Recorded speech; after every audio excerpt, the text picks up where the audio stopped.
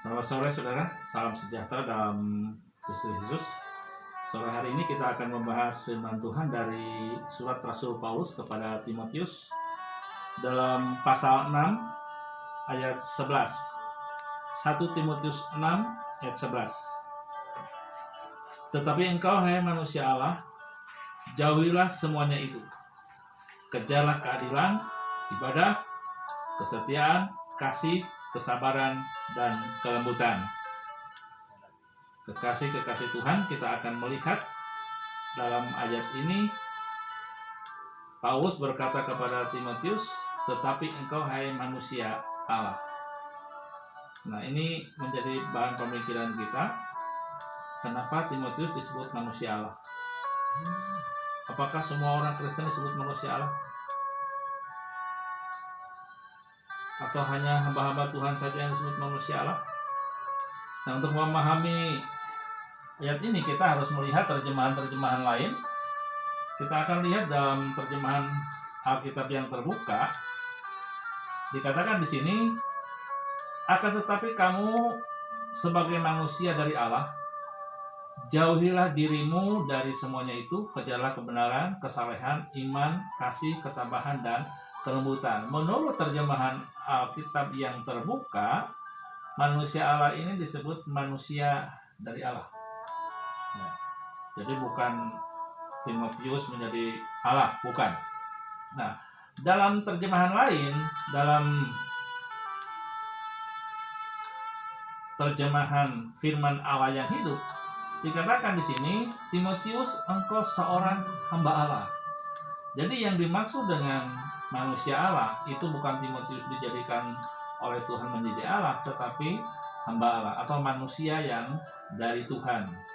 Dalam terjemahan lain juga dikatakan manusia milik Allah atau abdi Allah.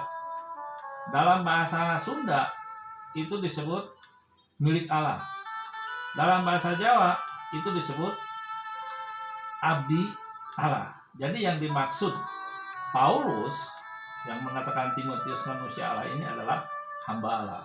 Jadi hambanya Tuhan. Jadi semua orang yang percaya disebut hamba Allah. Nah, bagian yang kedua yang akan kita bahas yaitu jauhilah semuanya itu. Nah, ini apa yang harus dijauhi oleh hamba Allah? Apa yang harus dijauhi oleh orang-orang milik Allah? Kita lihat dalam ayat yang ketiga, pasal yang sama. Jika seorang mengajarkan ajaran lain yang tidak menurut perkataan sehat, yakni perkataan Tuhan Yesus Kristus, dan tidak menurut ajaran yang sesuai dengan ibadah kita. Yang pertama yang harus dijauhi oleh Timotius itu ajaran yang tidak sehat. Ajaran yang tidak sehat itu adalah ajaran yang tidak sesuai dengan firman Tuhan. Ajaran yang tidak sesuai firman Tuhan berarti itu ajaran yang menyesatkan, ajaran yang akan membawa kita kepada kebinasaan. Kekasih-kekasih Tuhan yang kedua yang harus dijauhi oleh hamba Tuhan atau orang-orang yang menjadi milik Tuhan ialah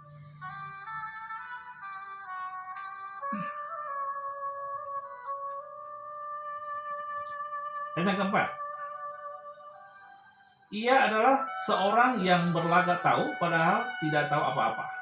Penyakitnya ialah mencari-cari soal dan bersilat kata yang menyebabkan dengki, citra, fitnah, curiga, percekcokan, dan seterusnya. Yang harus dijauhi oleh hamba Tuhan adalah bersilat kata. Bersilat kata, berdebat, membenarkan pendapatnya sendiri, itu harus dijauhkan dari hidup hamba Tuhan. Tentunya semua orang yang percaya kepada Yesus Kristus itu adalah hambanya Tuhan, miliknya Tuhan. Nah, kita harus menjauhkan perilaku yang suka bersilat kata. Nah, bersilat kata ini akan menyebabkan dengki. Itu yang harus dijauhkan. Iri, dengki, itu harus dijauhi oleh hamba-hamba Tuhan. Citra, fitnah, curiga, percekcokan antara seorang dengan yang lain, tidak berpikiran sehat, dan kehilangan kebenaran. Itu harus dijauhi sebagai orang pilihan Tuhan, sebagai hamba-hamba Tuhan.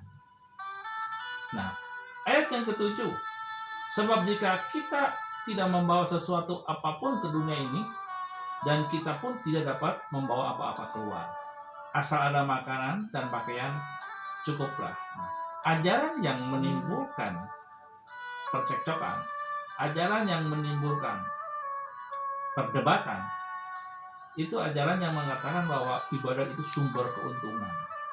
Dilihat dalam ayat yang ke-6. Jadi kalau ibadah pasti untung. Yang harus dijauhi oleh hamba Tuhan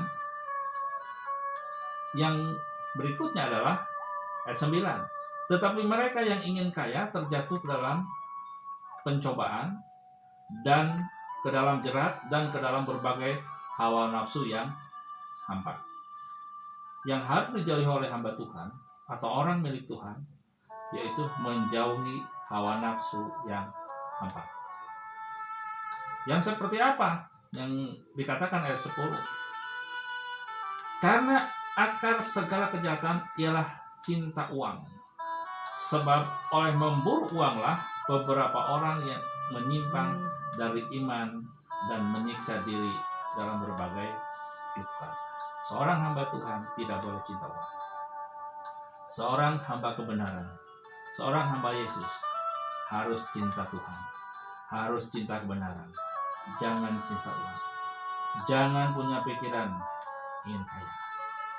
Karena itu adalah nafsu yang kedagingan. Dalam ayat tadi di atas, seorang hamba Tuhan harus menjauhi kedengkian, percekcokan, fitnah, curiga, cemburu. Itu juga ditulis oleh Rasul Paulus dalam Galatia 5 ayat 19 sampai 21. Itu adalah perbuatan daging. Jadi seorang hamba Tuhan harus menjauhi perbuatan daging. Ini pesan disampaikan oleh Rasul Paulus kepada Timotius. Juga ini disampaikan buat kita yang hidup di masa ini. Seorang hamba Tuhan harus menjauhi perbuatan kedagingan. Coba kita lihat Galatia pasal 5 ayat 19. Perbuatan daging telah nyata, yaitu percabulan, kecemaran, hawa nafsu, penyembahan berhala, sihir, perseteruan, perselisihan, iri hati, amarah, kepentingan diri sendiri, percideraan, roh pemecah, kedengkian, kemabukan, pesta pora, dan sebagainya. Terhadap semuanya itu kuperingatkan kamu, seperti yang telah kubuat dahulu, bahwa barang siapa melakukan hal-hal yang demikian, ia tidak akan mendapat bagian dalam kerajaan Allah. Itulah yang harus dijauhi oleh hamba Kristus, oleh hamba Allah atau abdinya Allah, harus dijauhi. Tetapi yang harus dikejar dalam Timotius tadi dikatakan dalam Timotius pasal 6 dalam ayat selanjutnya,